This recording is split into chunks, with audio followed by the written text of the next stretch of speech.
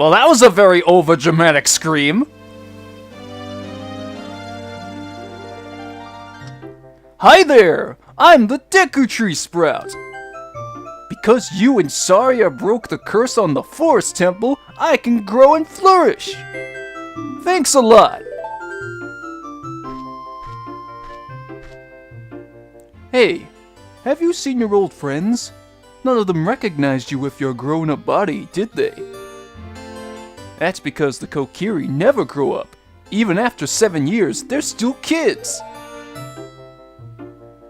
You must be wondering why only you have grown up. Well, as you might have already guessed, you are not a Kokiri. You are actually a Hylian. I am happy to finally reveal the secret to you.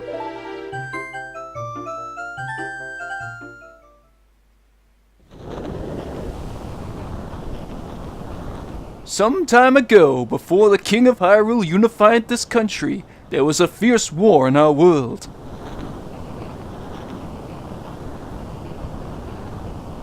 One day, to escape from the fires of the war, a Hylian mother and her baby boy entered this forbidden forest.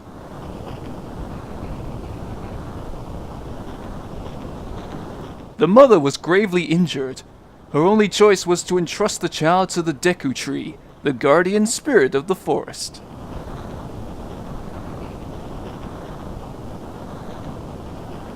The Deku Tree could sense that this was a child of destiny, whose fate would affect the entire world, so he took him into the forest.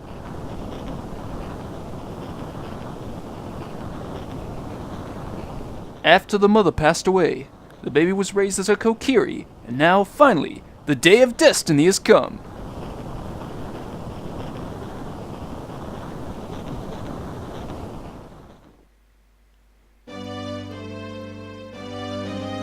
You are a Hylian, and were always bound to lead this forest. And now, you have learned your own destiny, so you know what you must do. That's right, you must save the land of Hyrule. Now, Link, break the curses on all of the temples, and return peace to Hyrule! Hey guys, it's the Metal Blade 5, we'll match more Legend of Zelda Ocarina of Time. Last time, we reached the end of the Forest Temple, and defeated Phantom Ganon, who is essentially Ganondorf's stand.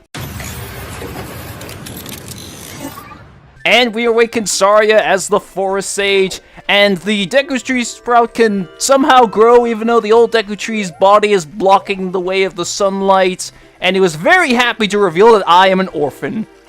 And this time, now that we have saved the forest, I guess, from the Forest Temple, there are no more monsters around the Kokiri Forest, and now I want to deal with that stupid gold sculpture that was here before, that for some reason just wouldn't die.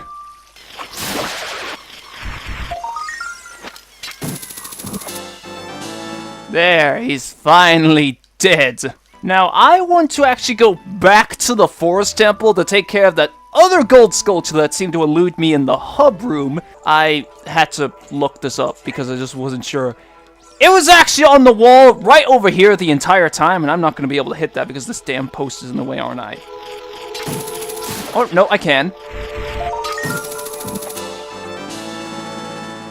What we have to do next is we need to go all the way back to the Temple of Time. So, of course, I am going to be cutting. So, making it back to the Temple of Time, we specifically want to go to where we pulled out the Master Sword. And she just pops into existence.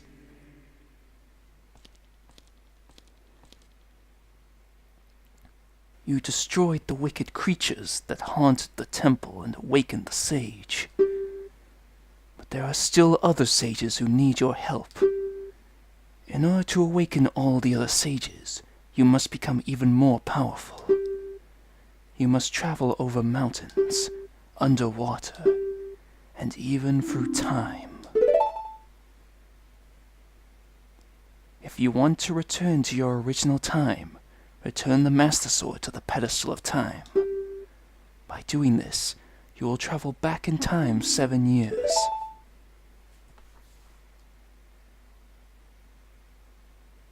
The time will come when you will have to return here quickly. I will teach this to you for when that time comes. The song to return you to the Temple of Time. The Prelude of Light.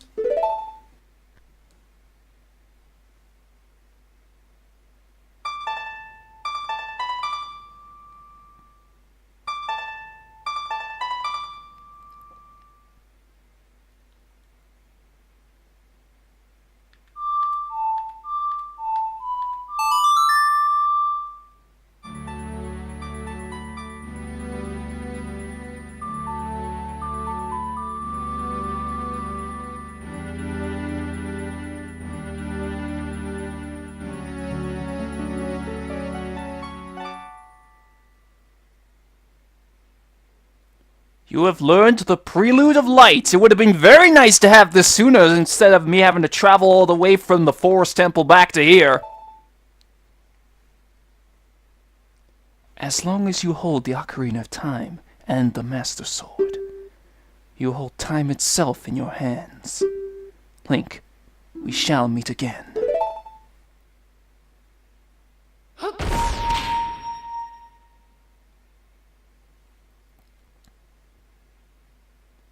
So with the Prelude of Light, we can obviously warp to the Triforce spot in the Temple of Time. And by returning the Master Sword to the pedestal, as she said...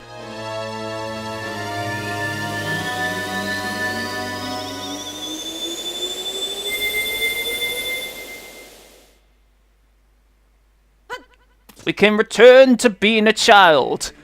Likewise, as a child, there are some items that you cannot use. We cannot use the bow or the hookshot. Again, don't really know why. It's just a thing. Now, for the rest of this video, I kind of want to more focus on side quest stuff, which also includes some things that I kind of forgot to do with Child Link, and some stuff I just didn't really have a good time to fit in anywhere.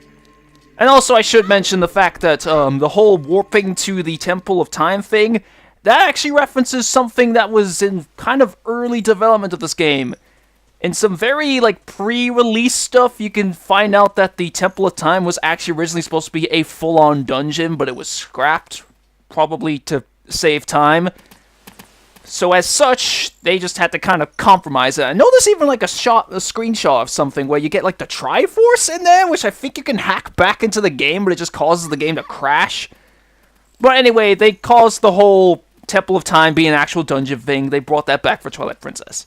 I don't know if it has to be daytime for this. I would imagine so, because the first thing I wanted to do, which was something I just didn't really have a good opportunity to put anywhere, is this place.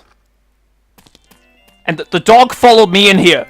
The shooting gallery with this very large man. Do you want to play a game? It's 20 rupees per play. Okay, this is a game for grown-ups. Hyrule's famous shooting gallery. Take aim at the targets from that platform over there. Can you hit 10 targets? You get 15 shots. Draw your weapon with B. Are you ready? Go for a perfect score. Good luck! So what's going to happen here is that there's going to be a bunch of rupees flying past, and you've got to hit them. And I do not have the best confidence in the world to do this. It's not that hard of a game, it's just I'm worried about the reverse camera controls messing me up. And also there's going to be a rupee that comes up here. Fuck, I've already cocked up.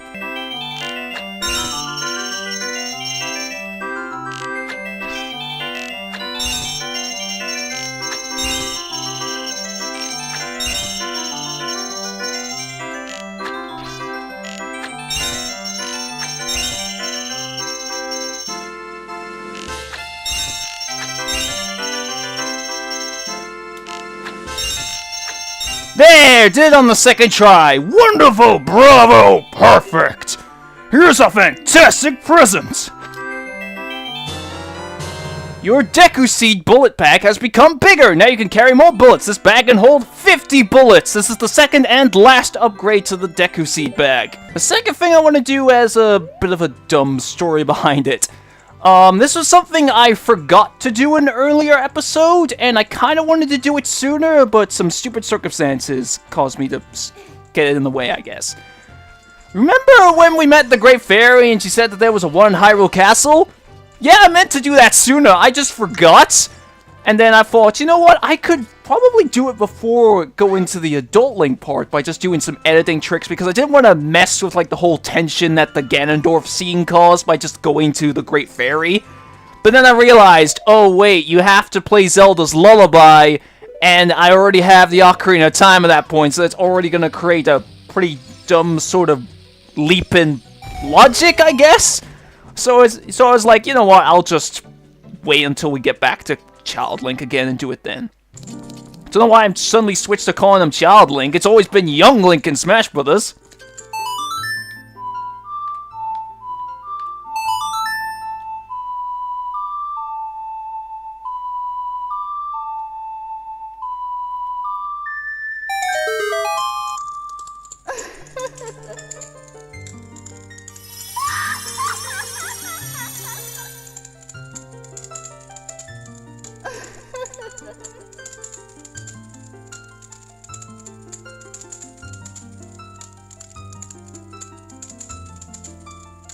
Welcome, Link. I am the Great Fairy of Magic. I will give you a magic spell. Please take it.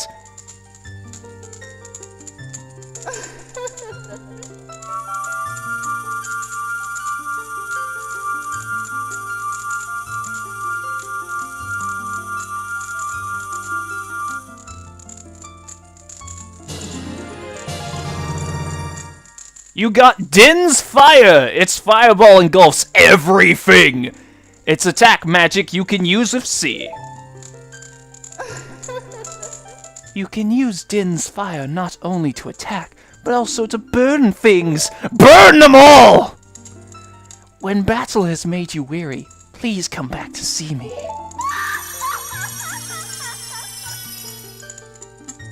So the way Din's Fire exactly works is you set it to one of the C buttons, and then when you use it, it creates like a big sort of like explosion blast radius. Although I think more people kind of know Din's Fire than Smash Brothers, again, because it's Zelda's side special. So as I mentioned before we became Adult Link, I could have finished the quest with the frogs, but again, didn't want to really break the tension that the scene with Ganondorf caused, but now we can finish it off. The question is just, which song should I choose?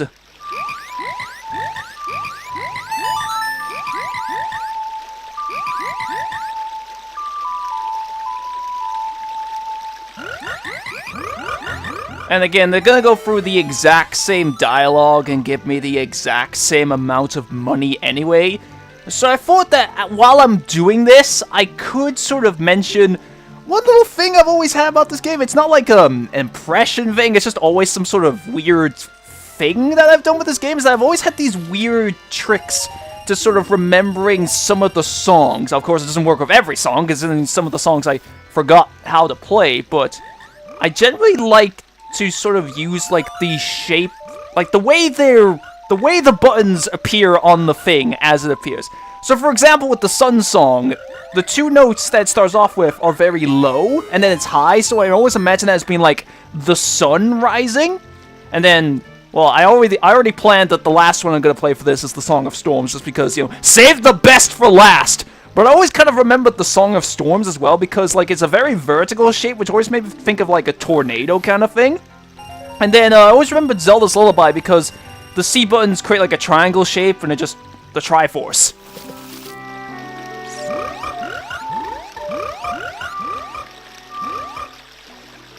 Excuse me? I'm playing how you're supposed to do the Song of Storms. It wasn't working.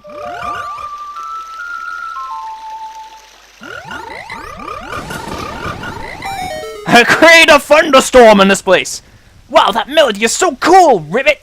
Singing in the rain, oh what a feeling, Ribbit! Please take this as a token of our froggish gratitude, Ribbit. Alright, see you, Ribbit! There! Piece of Heart. Although I noticed the other frog didn't grow big. I wonder what the hell that was about. Now, the other thing, this is something I just completely forgot, and I feel really stupid about this because it was literally right in the area just after finishing Jabu Jabu's belly, but There was something I could have done here before. So around near where Ruto gave us the spiritual stone of water, there was this bit of land here where we got these 2 rocks. What? I don't want to throw the damn thing, I just wanted to drop it here, okay? I don't know why I went the long way around the lake, whatever. Okay, that's not what I was aiming for. I was trying to destroy the rock, but it created a massive cave behind it instead. There's a great fairy fountain here, and it just completely slipped my mind.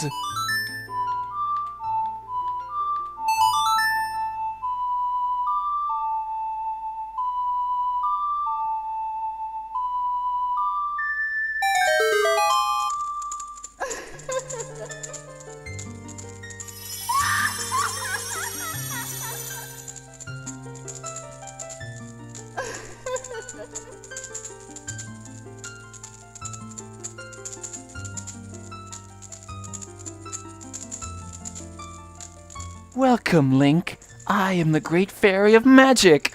Not the other one, that one's an imposter. I will give you a magic spell. Please take it.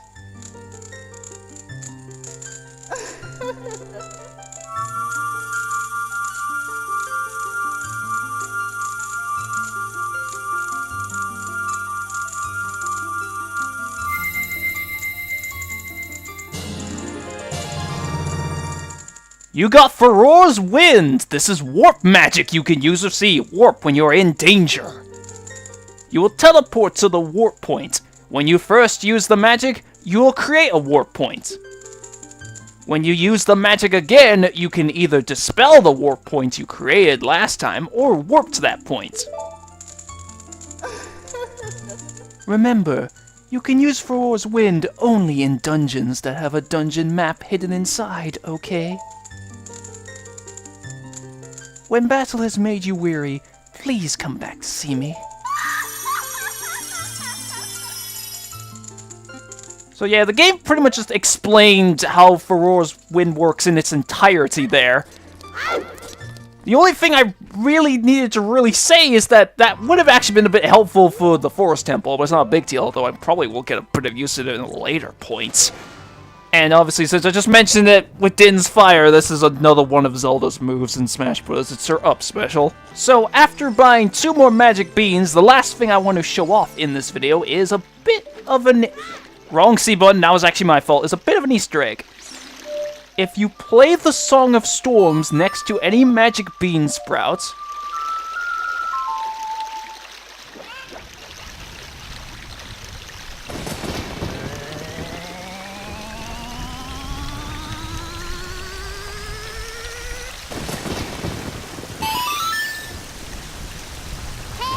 it will create fairies. So this is actually a very good way to get fairies if you are low on them. Of course, all my balls are full right now, and I'm perfectly fine with having milk in one of them, so I'm sticking with it like that. So, as I bring rain and destruction to Zora River, next time on Legend of Zelda Ocarina of Time, sorry for the interruption, if we remember back when we were about to go up Death Mountain, there was a guard who wanted us to get a mask for his son. I think it's about time we did that side quest now.